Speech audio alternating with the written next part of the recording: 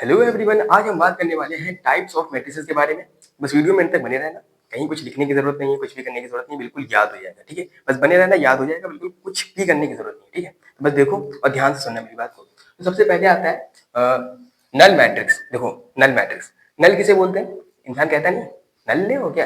नल्ला कौन होता है? जो किसी काम का नहीं होता है। किसी काम का ना होना मतलब जीरो बटे सन्नाटा होना। ठीक है, तो एक ऐसा मैट्रिक्स जिसके अंदर सारे के सारे एलिमेंट्स क्या हो, जीरो हो जाए। कैसे हो जाए? जीरो हो जाए। एक ऐसा मैट्रिक्स जिसके अंदर के सारे एलिमेंट्स क्या हो जाए, जीरो हो जाए। उन मैट्रिक्स को कहा जाता है नल मैट्रिक्स या फिर जीरो मैट्रिक्स। ये कुछ कठिन है? बिल्कुल आसान है ना? तो अगर एक ऐसा मैट्रिक्स जिसके अंदर के सारे एलिमेंट्स क्या हो जाए, जीरो हो जाए, उन्हें बोलते हैं नल मैट्रिक्स या फिर बोलते हैं जीरो मैट्रिक्स। इसके बाद आता है नंबर 2 पे आता है रो मैट्रिक्स। क्या बोलते हैं? Row matrix. और आता है कॉलम मैट्रिक्स। तो इसको समझने के लिए दो बातों को समझ लेते हैं पहले। उम्मीद करते हैं कि आपको पहले से पता होगा कि रो और कॉलम किसे कहते हैं। अगर नहीं पता है तो कोई बात नहीं, ध्यान से देखो। यहाँ पर अपन ने मैट्रिक्स के अंदर कुछ एलिमेंट्स रख रखे हैं। अच्छा, मैट्रिक्स क्या होता है भैया, इसकी बेसिक क्लास ऑलरेडी अपन ले चुके हैं। तो अगर नहीं पता तो मैं उसको प्लीज एक बार देख लेना। ठीक है, तो ध्यान से देखो, यहाँ पर एक मैट्रिक्स आपने लिया हुआ है, जैसे कि ए लिखा हुआ है, जिसमें के अंदर एलिमेंट्स है 0 0 0। ठीक, तो ये 0 0 जो रखे हुए हैं, ये दो तरीके से लाइन में आ रहे हैं। एक इधर से ऐसे लाइन में आ रहे हैं, है ना? ऊपर देखो तो ऐसे तीन लाइन है, मतलब एक लाइन में तीन आ रहे हैं, एक लाइन में तीन, एक लाइन में तीन। ऐसे इधर वाले में देखो तो एक लाइन में तीन, एक लाइन में तीन आ रहे हैं। वैसे लेट के जो लाइन बनती है, इसको कहा जाता है रोज। क्या कहा जाता है?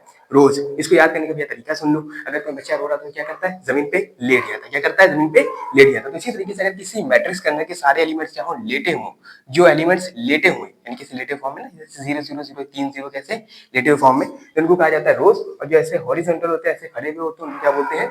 कॉलम। अगर आपको ये समझ में आ गया है कि रोज और कॉलम्स किसे कहते हैं, तो फिर रो मैट्रिक्स और कॉलम मैट्रिक्स को समझना बहुत ज्यादा आसान है। हमारे चक्कर में ना पड़ो, क्योंकि भाई जिंदगी बिल्कुल बर्बाद है। ठीक है, सुबह वीडियो बनाओ तो साला कुत्ते भौंकते हैं, रात में बनाओ तो भी कुत्ते भौंक रहे होते हैं, और अगर दोपहर में बनाओ तो हमारे मोहल्ले वाले भौंक रहे होते हैं। तो हमारी जिंदगी बिल्कुल बर्बाद है। तो बैकग्राउंड ना इसको प्लीज जो है थोड़ा सा इग्नोर करते हुए चलना। ठीक है, बाकी ध्यान से सुनो कि रो मैट्रिक्स और कॉलम मैट्रिक्स किसे कहते हैं। रो मैट्रिक्स उसे कहते हैं एक ऐसा मैट्रिक्स जिसमें नंबर ऑफ रोज जो है वो केवल एक ही होना चाहिए। नंबर ऑफ रोज कितना होना चाहिए? केवल केवल एक ही होना चाहिए। तो उसे कहा जाएगा रो मैट्रिक्स। देखो एग्जांपल समझोगे तो बहुत अच्छे से समझ में आएगा। देखो इधर एग्जांपल हमने दे रखा है कि मान लो कि लेट ए जो है वो एक मैट्रिक्स है जिसमें 2 3 5 क्या है, एलिमेंट्स है। क्या है? 2 3 5 क्या है, एलिमेंट्स। ऐसे लेट के देखो तो ऐसे कितनी लाइनें दिख रही है? लेट के देखो यहाँ पे कितनी लाइनें दिख रही है? केवल एक लाइन दिख रही है। कितनी लाइन दिख रही है? एक लाइन। अरे भैया लेटने पे जो दिखी है उसको बोलते हैं रोज। क्या बोलते हैं? रोज।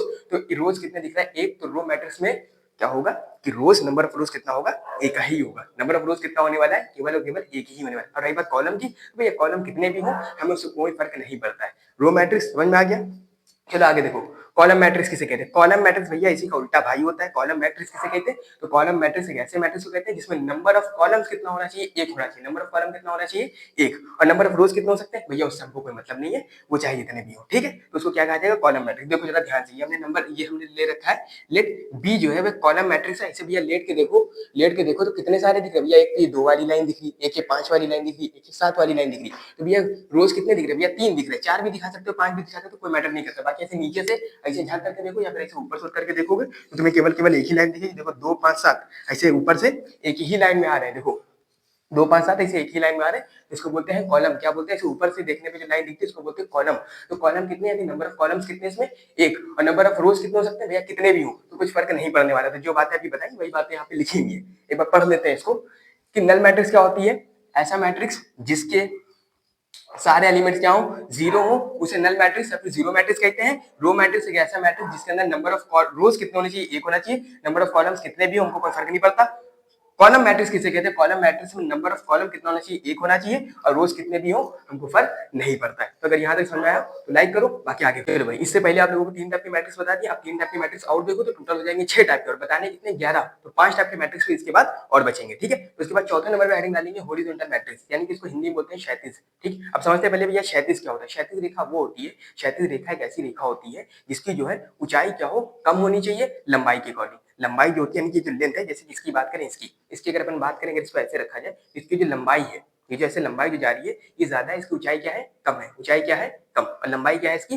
ज्यादा। लंबाई क्या है? ज्यादा। ऊंचाई क्या है? कम। ध्यान से देखो, अगर हमने इसको ऐसे कर दिया, एक और कर दिया, यानी कि हमने इसकी ऊंचाई को जो है थोड़ा और मोटा कर दिया, ऊंचाई मोटा हो गया, तो क्या हो गया? ऊंचाई भैया बढ़ गया, लेकिन अभी भी क्या है? लंबाई ही ज्यादा है, लंबाई ही ज्यादा है। ठीक है, तो ध्यान से समझो, एक ऐसा मैट्रिक्स, अगर इसकी संरचना देखना, संरचना देखने में तुम्हें पता चल जाएगा, एक ऐसा मैट्रिक्स जिसकी ऊंचाई जो है कम लगे और लंबाई क्या लगे, ज्यादा लगे, तो उसको क्या बोलते हैं, हॉरिजॉन्टल मैट्रिक्स। क्या बोलते हैं, हॉरिजॉन्टल मैट्रिक्स। देखो वही बात यहाँ पे लिखी हुई है, देखो एक ऐसा मैट्रिक्स जिसमें नंबर ऑफ कॉलम्स क्या हो, ज्यादा हो। देखो इधर नंबर ऑफ कॉलम देखो 1 2 3, ऐसे यहाँ पे देखने में एक लाइन ये दिखी, एक लाइन ये दिखी, एक लाइन ये दिखी, तो कितनी लाइनें दिखी, 3। तो नंबर ऑफ कॉलम्स कितने हैं, 3, लेकिन नंबर ऑफ रोज कितने हैं, देखो ध्यान से, नंबर ऑफ रोज कितने हैं, 1 2। देखो एक लाइन ऐसे जा रही है 1 2 3 वाली, दूसरी लाइन ये जा रही है 4 5 6 वाली। देखो ध्यान से नहीं दिख पा रहा तो फिर से देखो, ऐसे एक लाइन ऐसे ये जा रही है और एक लाइन ऐसे ये जा रही है। ठीक है, और अगर लंबाई वाले की बात करें, ऐसे नीचे से देखने वाले की बात करें, तो ये देखो एक लाइन ये जा रही है, एक लाइन ये जा रही है, एक लाइन ये जा रही है ना।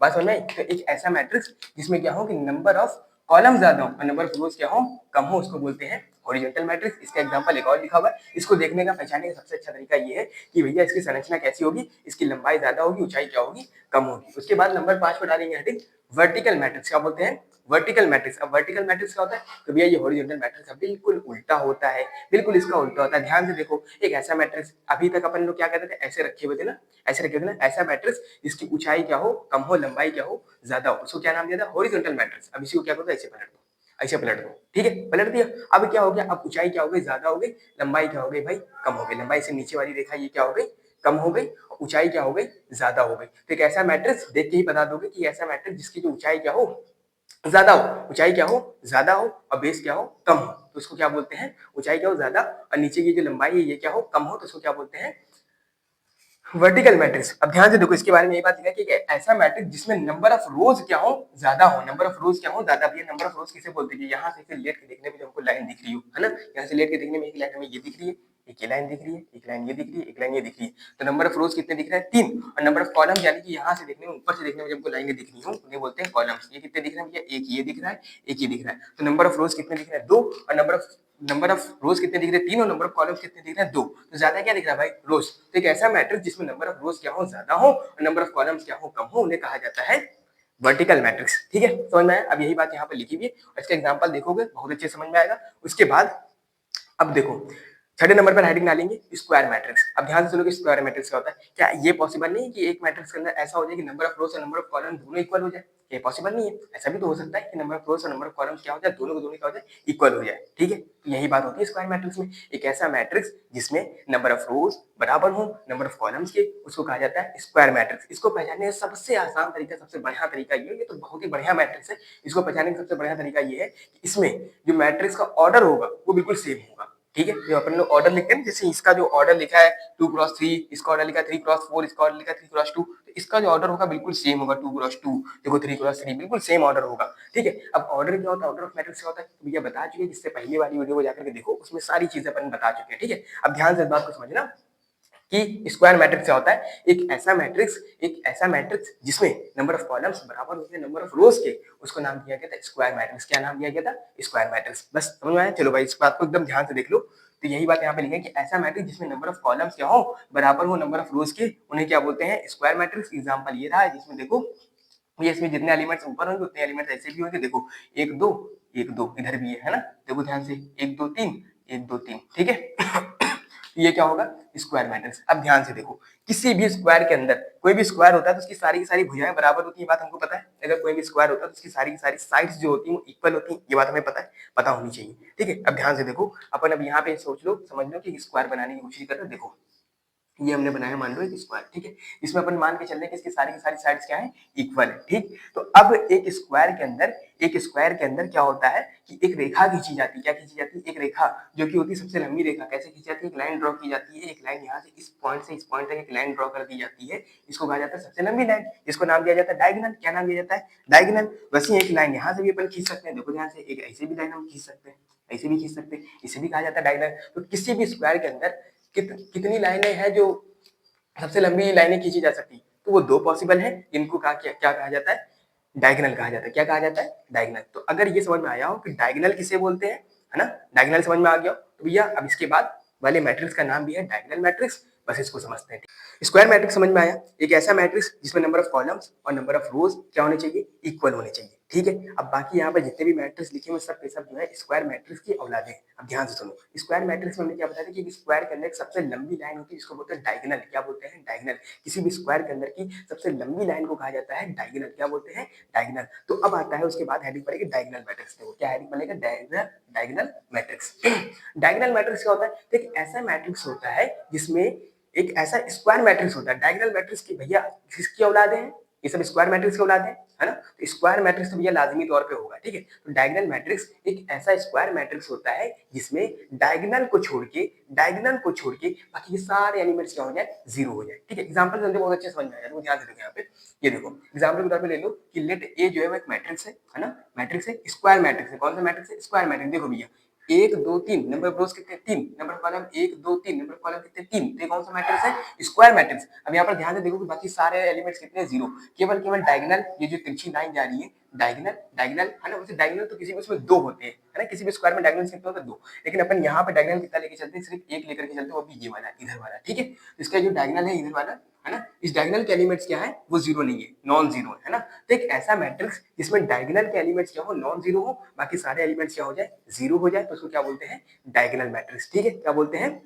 Diagonal matrix. अब इसके बाद स्क्वायर मैट्रिक्स की दूसरी औलाद जिसको कहा जाता है यूनिट मैट्रिक्स और आइडेंटिटी मैट्रिक्स कहा जाता है। ये क्या होता है? तो भैया ये भी एक ऐसा स्क्वायर मैट्रिक्स होता है, एक ऐसा स्क्वायर मैट्रिक्स होता है जिसके डायगोनल के सारे एलिमेंट्स क्या हो जाए? वन हो जाए। भाई डायगोनल है तो डायगोनल के सारे एलिमेंट, जैसे मान लो यहाँ पे 1 2 3 था, अब यहाँ पे मान लो 1 हो, यहाँ पे भी 1 हो, यहाँ पे भी 1 हो, अब बाकी सब जीरो ही रहे, बाकी सब जीरो ही रहे, बाकी डायगोनल के सारे नंबर क्या हो जाए? 1 हो जाए। तो उसको क्या बोलते हैं?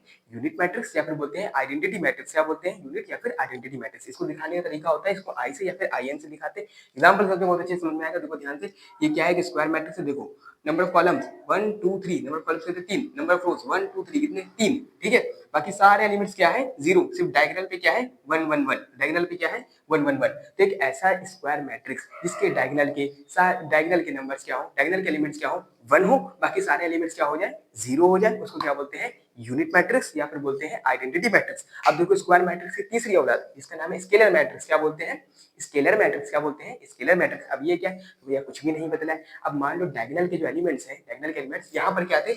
यहाँ पर भाई 1 2 3 अलग अलग थे, यहाँ पर क्या है भाई? सेम है, और सबके सब क्या है? 1। अब मान लो सेम हो लेकिन 1 ना हो, जैसे 2 2 2 हो जाए, 3 3 3 हो जाए, ठीक है। सेम हो लेकिन 1 ना हो, ठीक है, तो उसको क्या बोलते हैं? Scalar matrix. क्या बोलते हैं? Scalar matrix. बस वही चीज बिल्कुल सेम यहाँ पे लिखा है कि ऐसा मैट्रिक्स जिसके डायगोनल के सारे एलिमेंट्स सेम हो पर 1 ना हो। एग्जांपल के तौर पे देखो, ये देखो एक स्क्वायर मैट्रिक्स है ना? इस स्क्वायर मैट्रिक्स के स्क्वायर मैट्रिक्स के डायगोनल के जो एलिमेंट्स है देखो 2 2 2 सेम है ना? बाकी के सारे क्या है? जीरो। इसके देखो 3 3 3 सेम है, बाकी क्या है? जीरो, लेकिन 1 नहीं है। और ये सब क्या है? देखो के कुछ भी हो सकता है ना? तो एक ऐसा स्क्वायर मैट्रिक्स जिसके डायगोनल के सारे एलिमेंट्स सेम हो लेकिन एक ना हो, उसे बोलते हैं स्केलर मैट्रिक्स। अब आता है दूसरे नंबर पे, आता है ट्रायंगुलर मैट्रिक्स। अब ट्रायंगुलर मैट्रिक्स की दो औलाद है। कितनी औलाद है? दो। एक को नाम दिया गया अपर ट्रायंगल मैट्रिक्स और दूसरे को नाम दे दिया गया लोअर ट्रायंगुलर मैट्रिक्स। अब इसको ध्यान से देखो, ये क्या होता है? एक ऐसा मैट्रिक्स बनेगा, एक ऐसा मैट्रिक्स बनेगा जिसमें देखो डायगोनल के नीचे के एलिमेंट्स, एक ऐसा स्क्वायर मैट्रिक्स बनेगा जिसमें डायगोनल के नीचे के एलिमेंट्स क्या होंगे? जीरो होंगे। डायगोनल के नीचे के एलिमेंट्स क्या होंगे? जीरो। जैसे कि वाला मैट्रिक्स है, इसमें डायगोनल के नीचे क्या है? ये जीरो है। ऊपर अगर अपन 1 2 3 कुछ नंबर दे दे, 1 2 3 कुछ नंबर दे दे और इसको जीरो ही रहने दे, ये क्या कहलाएगा? ये भी कहलाया जाएगा लोअर ट्रायंगल मैट्रिक्स। इसको लोअर ट्रायंगल इसलिए कहते हैं क्योंकि इसके नीचे क्या बनता है? ट्रायंगल बनता है। देखो ध्यान से, ये कैसे ट्रायंगल बन जाएगा, ठीक है। इसी की छठी औलाद ये है अपर ट्रायंगल मैट्रिक्स। अपर ट्रायंगल मैट्रिक्स क्या होता है? जिसमें डायगोनल के ऊपर के एलिमेंट्स क्या हो? ऊपर के एलिमेंट्स क्या हो जाए? जीरो हो जाए। ऊपर क्या बना दे? ट्रायंगल बना दे, इसको बोलते हैं अपर ट्रायंगुलर मैट्रिक्स। उम्मीद करते हैं सब समझ में आया होगा, ठीक है। बाकी ज्यादा परेशान होने की जरूरत नहीं है, रिमाइंड करके देखो और अच्छे